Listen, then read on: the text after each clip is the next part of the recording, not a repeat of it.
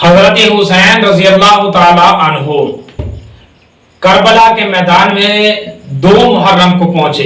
اب یہ 2 محرم سے لے کر 9 محرم تک جتنا بھی عرصہ تھا، ان دنوں میں یزید کی فوج ابن سعد کی قیادت میں یہ بھی سامنے تھی کربلا کے میدان میں، اور ادھر حسینی جو کہ 72 کے قریب تقریباً اہل بیت تھے، اور کچھ اور بھی افراد تھے جو تاریخوں میں مختلف آتے ہیں. زیادہ سے زیادہ جو حضرت حسین رضی اللہ تعالیٰ عنہ کے ساتھی تھے وہ 240 تھے، باقی قبائل کے جو افراد تھے وہ بھی ملا کر. تو یہ آمنے سامنے بیٹھے رہے کربلا کے میدان میں، اور آپس میں مکالمہ بھی ہوتا، بعض و نصیحت بھی ہوتی، باتیں بھی ہوتی، خط و کتابت بھی ہوتی، اور کوشش یہ کی جا رہی تھی کہ کسی طریقے سے یہ معاملات حل ہو جائیں. ابن سعد نے بار بار حضرت حسین کو نصیحت کرتے، اور ادھر حضرت حسین رضی اللہ تعالیٰ عنہ بار بار ابن سعد اور کوفیوں کو نصیحتیں کرتے اور ان کو سمجھاتے، ان کے آپس میں مکالمات ہوتے. اور اس طرح ابن سعد بار بار خط لکھ کر ابن زیاد کے پاس کوفہ میں بھیجتے کہ کسی طریقے سے یہ مسئلہ حل ہو جائے. لیکن جب حضرت حسین رضی اللہ تعالیٰ عنہ کی کوئی شرط اس ابن زیاد نے نہ مانی، تو ابن زیاد نے ایک خط لکھا ابن سعد کو کہ یہ 7 محرم کا واقعہ ہے کہ حضرت حسین کے ساتھ سختی کرو، ان سے بیعت لو، اگر یہ بیعت نہیں کرتے تو ان کا پانی بند کر دو. اور یہ جو دریا تھا، یہ فرات کا دریا، یہ ایک کنارے کی طرف بہتا تھا اس کربلا کے میدان میں. تو جب یہ حکم آیا ابن زیاد کا اس ابن سعد کے پاس کہ ان کا پانی بند کر دیا جائے، تو ابن سعد نے تقریباً کچھ 500 افراد کو مقرر کر دیا اس دریائے فرات کے کنارے پر، اور یہ حکم دے دیا ابن زیاد کے مطابق کہ کوئی اہل بیت میں سے یعنی حضرت امام حسین کا کوئی ساتھی بھی پانی لینے کے لیے جائے تو اس کو پانی نہ بھرنے دیا جائے. اور اتفاق کچھ ایسا ہوا کہ 7 محرم کو یہ سارے خاندان اہل بیت عبادت میں مصروف رہے، کسی نے بھی دن کو پانی بھرنے کی ارادہ نہ کیا، اور یہی سوچا یہ تھا کہ شام کو رات کو یہ پانی بھر لیں گے، ابھی تک تو پانی کی ضرورت نہیں. اس وجہ سے دن کو انہوں نے اتفاقی طور پر پانی بھرا نہیں تھا، برتن سارے کے سارے خالی تھے. لیکن جب شام کو یہ پانی بھرنے کے لیے گئے تو دیکھا کہ دریا فرات کے کنارے پر تو یہ کوفی تھے اور انہوں نے تلواریں پکڑی ہوئی تھی، تیر اٹھائے ہوئے تھے. حضرت حسین کے کسی فرد کو انہوں نے دریا فرات کے کنارے پر نہیں جانے دیا. اب یہ 7 محرم کا دن بھی گزر گیا، اور اس طرح 8 محرم کا دن بھی گزر گیا، اور پیاس سے بچے چھوٹے بڑے عورتیں مرد یہ سارے کے سارے بلبلانے لگے. لیکن کسی کو کوئی رحم نہ آیا. حضرت حسین بار بار نصیحت کرتے کہ لوگوں یاد رکھو تم کیا کر رہے ہو،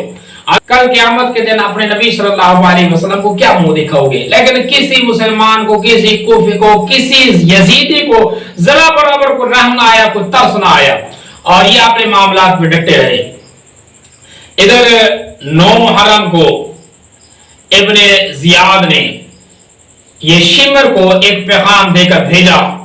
تقریباً کچھ 4 سے 5 افراد ساتھ تھے اس کے، اور یہ ابن زیاد کی طرف سے یہ پیغام لے کر آیا ابن سعد کے پاس کربلا کے میدان میں 9 محرم کو کہ اگر ابن سعد آج کے دن میں حملہ کر کے حسین کو قتل نہیں کرتا تو یہ اپنے عہدے سے استعفیٰ دے اور یہ واپس کوفہ چلا جائے، اور اپنی فوج جو ہے یہ مکمل فوج ہے یہ شمر کے حوالے کرے. اب یہ جو ابن سعد تھا یہ لالچی قسم کا انسان تھا، اس کو یہ گوارا نہیں تھا کہ یہ فوج کی کمان چھوڑ دے یا اپنا عہدہ چھوڑ دے، اپنے نوکری کو چھوڑ کر یہ چلا جائے، یہ اس کو گوارا نہیں تھا. تو جب اس نے سختی دیکھی ابن زیاد کی طرف سے، اور ادھر جو شمر تھا، یہ شمر جو تھا یہ بہت زیادہ سخت اور لعین قسم کا انسان تھا. یہاں ایک بات یہ بھی میں کرتا جاؤں، جب یہ شمر ابن زیاد کی طرف سے پروان لے کر کربلا کے میدان میں آ رہا تھا تو اس نے ایک بات ابن زیاد کو یہ بھی کی کہ چونکہ حضرت علی رضی اللہ تعالی عنہ اس شمر کے بھنوئی تھے، حضرت حسین وہ ہیں जो इमाम अली मकाम फख्र मौजूदात सैयदुल मुरसलीन हुजूर सल्लल्लाहु अलैहि वसल्लम के नवासे हैं और जिनके पेशाने को खुद उम्मुल बनीन जो इस शिमर की बहन थी, ये हजरत अली रजी अल्लाह तआला अन्हु की बीवी थी। और इसके भांजे जो हजरत अली रजी अल्लाह तआला अन्हु के बेटे थे, जो 4 बेटे भी इसी करबला के मैदान में हजरत हुसैन रजी अल्लाह तआला अन्हु के साथ थे। उबैदुल्लाह, उस्मान, अब्बास और इस तरीके से जाफर, ये 4 बेटे हजरत अली रजी अल्लाह तआला अन्हु के और हजरत इमाम हुसैन के भाई हजरत अली रजी अल्लाह तआला के बेटे। और ये जो शिमर था, इस शिमर के भांजे थे सके, लेकिन ये मामा होकर इस करबला के मैदान में हजरत हुसैन के मुकाबले में आ गया। इसने फरमान लिखा है, खत लिखा है, तो खुद नबी सल्लल्लाहु अलैहि वसल्लम चूमते थे और वो प्यारा नवासा, उसके साथ तुम ये बुरा बर्ताव कर रहे हो। अमान नामे का इब्न जियाद से कि अगर इब्न जियाद इसके भांजों को अमान दे दे तो ये सारा का मामला 1 सेकंड के अंदर हल कर देगा। तो इब्न जियाद ने अपने मोहर भी सबूत कर दी और ये जो एक शिमर के भांजे थे, इन भांजों की अमान भी दे दी। जब ये करबला के मैदान में पहुंचा, इसने आकर ऐलान किया, अपने भांजों को बुलाया कि मैं तुम्हें अमान देता हूं, तुम मेरे साथ आ जाओ, तुम्हें यजीद कुछ नहीं कहेगा। तो ये हजरत हुसैन रजी अल्लाह तआला अन्हु के भाई थे, हजरत अली रजी अल्लाह तआला अन्हु के बेटे थे। इन्होंने कहा, ऐ शिमर, तू हमारा मामा होगा, लेकिन कभी भी हम हजरत हुसैन का साथ नहीं छोड़ेंगे। इन्होंने हजरत हुसैन के साथ ना छोड़ा और अपने मामे को छोड़ दिया। इसी तरीके से याद रखें, तो जब ये शिमर आया करबला के मैदान में, इसने आकर सख्ती की इब्ने साद पर, तो इब्ने साद ने फौरन रात को यानी शाम के वक्त ये पहुंचा था, शाम को इन्होंने सख्ती की और इन्होंने तलवारें निकाली और मुहासबा कर लिया हजरत हुसैन का और जंग के लिए तैयार हो गए। तो हजरत हुसैन ने खुतबा दिया और खुतबा देने के बाद इस पूरे फौज को, इस पूरे लश्कर को खिताब किया और ये कहा कि याद रखो, तुम किसका मुकाबला कर रहे हो, जरा अपने हवाल देखो और हजरत हुसैन के हवाल देखो और अपने अज़ाइम देखो, हजरत हुसैन रज़ी अल्लाह तआला अन्हु की मज़लूमियत को देखो, तो ये तुम कर क्या रहे हो। तो जब ये ना माने तो हजरत हुसैन ने 1 रात की मोहलत दी कि ऐसा करो, अब रात का वक्त है, शरीफ लोग तो रात को दुश्मनों पर भी लड़ाइयां नहीं करते, यानी कुफार के मुकाबले में अगर मुसलमानों का ये शेवा था कि अगर कुफार के मुकाबले में जंग पर जाते तो ये कुफार के साथ भी शाम को रात को नहीं लड़ते थे। ये अजमत थी मुसलमानों की और ये मुसलमानों की एक हौसला अफजाई भी थी और मुसलमानों की शान शौकत भी थी। लेकिन यहां तुम्हें क्या हो गया है कि इधर रात हो रही है, तुम हजरत हुसैन रज़ियल्लाहु तआला से किताल करने के लिए खड़े हो गए हो। तो 1 रात की जब हजरत हुसैन ने मोहलत मांगी, तो ये मोहलत मांगना भी इस वजह से नहीं था कि हजरत हुसैन डर गए थे या हजरत हुसैन को शहादत प्यारी नहीं थी या हजरत हुसैन बुतली दिखा रहे थे, नऊजुबिल्लाह सुम्मा नऊजुबिल्लाह। ये मोहलत इस वजह से मांगी कि रात भर इबादत कर ले और अपने तमाम जो अफराद हैं इन अफराद से मशवरा भी कर ले। तो हजरत हुसैन के कहने पर ये सारे के सारे वापस आ गए। ये 9 मुहर्रम की शाम को यानी 10वीं की रात को, ये जो यौम अशूरा की रात थी, इस अशूरा की रात को हजरत हुसैन ने खूब इबादत की और अपने लश्करों को सबको बुलाया, अपने कबीले के अफराद को बुलाया, अपने घराने के अफरादों को भी बुलाया और इस तरह से जो इर्द गिर्द के कबाइल के लोग थे इन सबको भी जमा किया। जमा करने के बाद हजरत हुसैन ने इनसे मशवरा किया कि लोगों याद रखो, मैं तुमसे राजी हूं, तुम सारे के सारे अपने घरों में चले जाओ, वापस चले जाओ, जो भी जाना चाहे चले जाओ। रात के वक्त हत्ता के रिवायत में ये भी आता है कि यजीद को चूंकि हजरत हुसैन चाहिए और कोई नहीं चाहिए, हजरत हुसैन ने दिया बंद कर दिया यानी अंधेरा कर दिया और ये ऐलान कर दिया कि जो जाना चाहे वो अंधेरे के अंदर चला जाए, मैं किसी से नाराज नहीं होगा और क़यामत के दिन सारे जो जाने वाले होंगे उनके हक में भी अल्लाह पाक से शिफाअत करूंगा कि इन्होंने मेरा साथ दिया है। लेकिन हजरत हुसैन के साथियों में से कोई एक फर्द भी उठकर नहीं गया जिसने हजरत हुसैन रज़ी अल्लाह तआला अन्हु को साथ छोड़ा हो। सबने ऐलान का कि ऐ हजरत हुसैन रज़ी अल्लाह तआला अन्हु, ऐ लफ्ज़ जिगर बतूल, ऐ प्यारे नबी सल्लल्लाहु अलैहि वसल्लम के नवासे, हम कभी भी आपका साथ नहीं छोड़ेंगे, हत्ता कि अपने मौत को, अपनी शहादत को गले लगा लेंगे, कभी आपका साथ नहीं छोड़ेंगे। तो जब इनके अज़ान पुख्ता हो गए और सारी रात इन्होंने इबादत की, नफल नमाज पढ़े, दुआएं की, अल्लाह पाक से तहज्जुद पढ़ी और सुबह जब हुई तो सुबह ये कमर बंद होकर इस यजीदी लश्कर के सामने आ गए। तो ये 10 मुहर्रम का दिन था, यौम अशूरा जिसको कहते हैं। इस यौम अशूरा के दिन حضرت حسین رضی اللہ تعالیٰ سامنے آ گئے تو سب سے پہلے حضرت حسین نے ایک خطبہ دیا اور اس خطبے میں اپنی فضیلت اور اہل بیت کے فضائل جو نبی صلی اللہ علیہ وسلم کی زبانی آپ صلی اللہ علیہ وسلم جو سناتے تھے وہ سارے کے سارے حدیثیں حضرت حسین نے اس یزیدی لشکر کو سنائی، یعنی ان کو یاد کروائی۔ حضور صلی اللہ علیہ وسلم کیا کہتے تھے کہ حضرت امام حسین وہ ہیں جس کا پیشانی، جس کا ماتھا حضور صلی اللہ علیہ وسلم چومتے تھے۔ حضرت حسین وہ ہیں جو جنت کے جوانوں کے سردار ہیں۔ کل قیامت کے دن جب تم جنت میں جانے لگو گے تو تمہارا کیا حال ہوگا؟ تم تو جنت میں جا نہیں سکو گے، کیونکہ جنت کے جوانوں کے سردار حضرت حسین ہوں گے، اور کس کو تم شہید کرنے کے لیے آئے کھڑے ہو۔ اور حضرت حسین وہ ہیں جس کی محبت کو، جس کی اطاعت کو حضور صلی اللہ علیہ وسلم نے لازم قرار دے دیا، حتیٰ کہ حضور صلی اللہ علیہ وسلم نے فرمایا کہ جس شخص نے حضرت حسین سے محبت کی اس نے نبی صلی اللہ علیہ وسلم سے محبت کی، اور جس نے نبی سے محبت کی اس نے اللہ سے محبت کی، اور جس نے حضرت حسین سے بغض کیا، عداوت رکھی، اس نے نبی صلی اللہ علیہ وسلم سے عداوت رکھی، اور جس نے نبی سے عداوت رکھی اس نے اللہ سے عداوت رکھی۔ لوگوں یاد رکھو، تم کفر نہ اختیار کرو، نواز رسول کی عداوت کر کے، نواز رسول سے بغض نہ کر تم اللہ کے دشمن بنو گے، نبی کے بھی دشمن بنو گے۔ آج پانی بند کر کے کھڑے ہو، کل حشر کے میدان میں جب نبی صلی اللہ علیہ وسلم کے حوضے کوثر پر کھڑے ہوگے، اس وقت نانا جان سے کس منہ سے پانی مانگو گے کہ اس کے نواسے کا پانی بند کر دیا تھا؟ بہرحال اس طرح کی جو عالمناک حدیثیں تھی اور غضبناک قسم کے جو بیانات تھے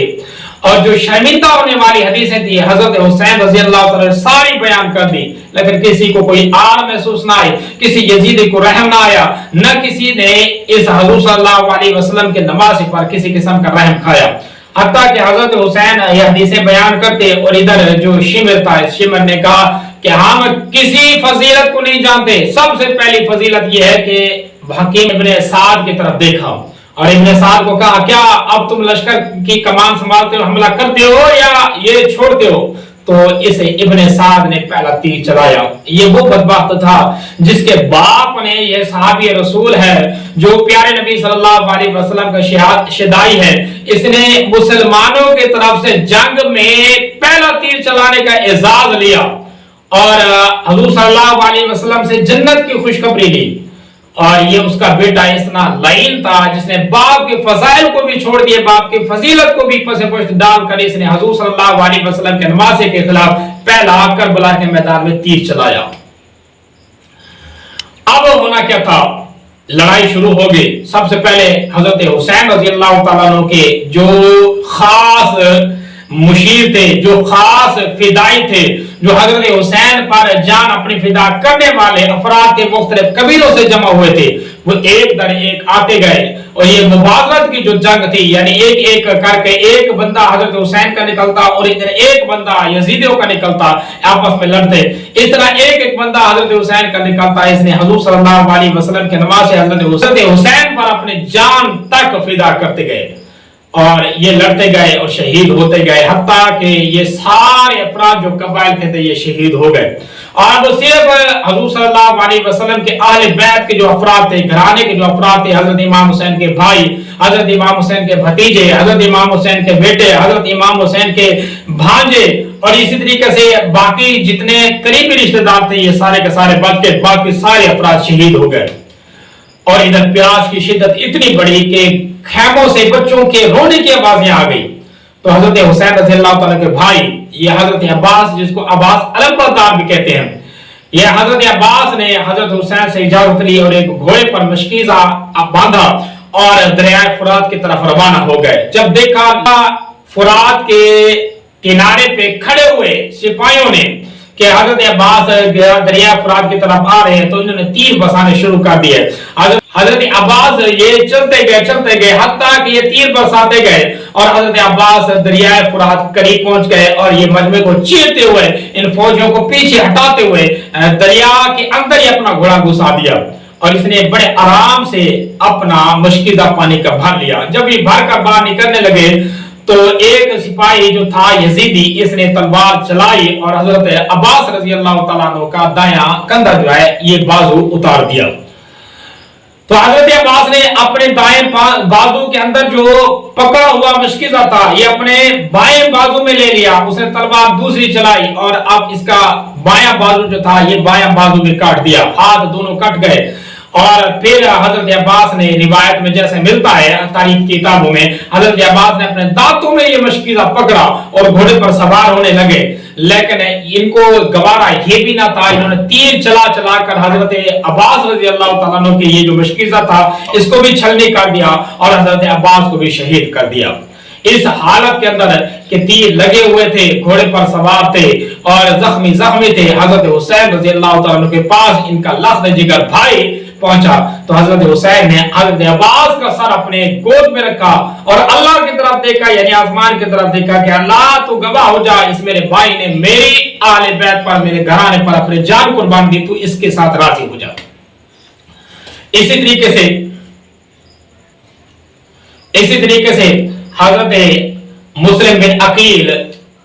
जो पहले हजरत हुसैन रजी अल्लाह तआला के चचाजाद भाई थे, ये शहीद हो चुके थे, इनके बेटे आए,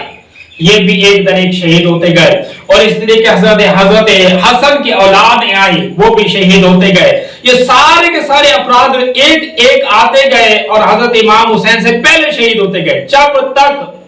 हजरत इमाम हुसैन के लिए शहदाई मौजूद थे, हजरत इमाम हुसैन को इन्होंने मैदान करबला में तलवार उठाकर दुश्मनों के करीब नहीं आने दिया। हत्ता के हजरत हुसैन रज़ी अल्लाह तआला के भांजे ये जो औन मोहम्मद हजरत बीबी ज़ैनब के बेटे थे, ये भी आए, इन्होंने भी मामू जान से इजाजत ली और लड़े और शहीद हो गए। इसी तरीके इमाम हुसैन के बेटे हजरत अली अकबर ने भी तलवार उठाई और अपने बाबा जान यानी हजरत हुसैन से इजाजत ली, घोड़े पर सवार हुए, लड़े और शहीद हो गए। अब सारे के सारे अफराद शहीद हो गए थे सिवाय हजरत हुसैन रज़ी अल्लाह तआला अन्हु के। हजरत हुसैन ने भी तलवार निकाली अपने बाबा जान हजरत अली रज़ी अल्लाह तआला अन्हु वाली, और वो तलवार निकाल कर घोड़े पर बैठे और आ गए। ललकारा, एक दफा फिर खुतबा दिया, लेकिन किसी को हजरत हुसैन के खुतबे की आवाज की किसी किस्म की कोई पहचान ना आई, ना हजरत हुसैन की किसी आवाज पर ये कांपे और ना इन्हें को जरा बराबर दर्द आया। हजरत हुसैन ने अब तलवार निकाले और लड़ने के लिए खड़े हो गए। अब लड़ते गए, जिधर जाते हजरत हुसैन है, ये दुश्मन के जो सिपाही थे, दुश्मनों के जो अफराद थे, इनको कत्ल करते गए, इनके गर्दने उतारते गए। जिधर जाते हजरत हुसैन है, इन अफराद को कत्ल करते जाते। मामला क्या हुआ, जब हजरत हुसैन रज़ी अल्लाह तआला अन्हु लड़ते लड़ते जख्मी हो गए और उधर ज़ोहर के नमाज का टाइम आया, तो ये ज़ोहर की नमाज भी आपने सलातुल खौफ के अंदाज में पढ़ी। और ये नमाज पढ़ने के बाद